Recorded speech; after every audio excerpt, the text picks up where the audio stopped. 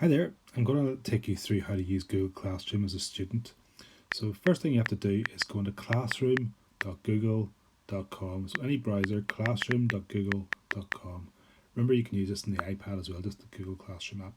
But if you're doing it on the PC, it's classroom.google.com.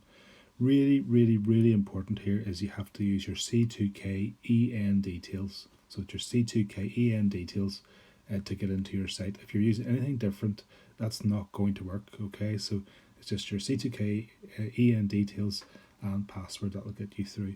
So this is like my Google Classroom. You can see there's lots of different types here. You can see if I go to the top right hand side, I can see there jwishart786 at C2KEN.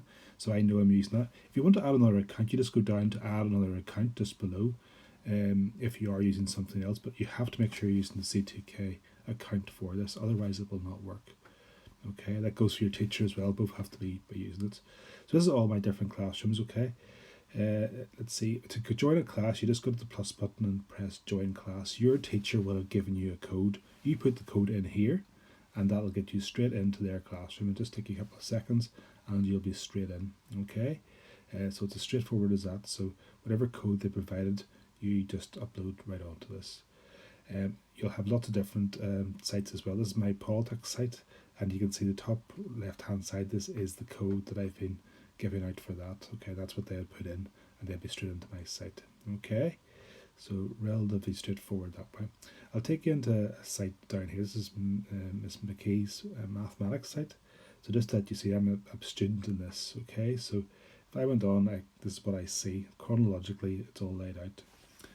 So this is like one of her worksheets here. You can press add or create on the right hand side, and you can mark as done whenever you've completed this as well too. You can go into the different worksheets as well too. You can see this is worth 100 points. So whenever you press mark as done, up there will go to her, and she'll give you the mark based on that, and you should get quite instant feedback as well too. Okay, so it's fairly straightforward in terms of this. So yeah, again, you can see there very clearly the top right hand side, you got mark as done, and that will go straight in, and it'll come up in her Google Classroom as being completed as well too, and it'll also show who hasn't completed it as well too. So please stay within the guidelines provided there. Okay. So you can see here, this is all the chronological details, but basically whenever she's put in work, it'll come up from the first one set.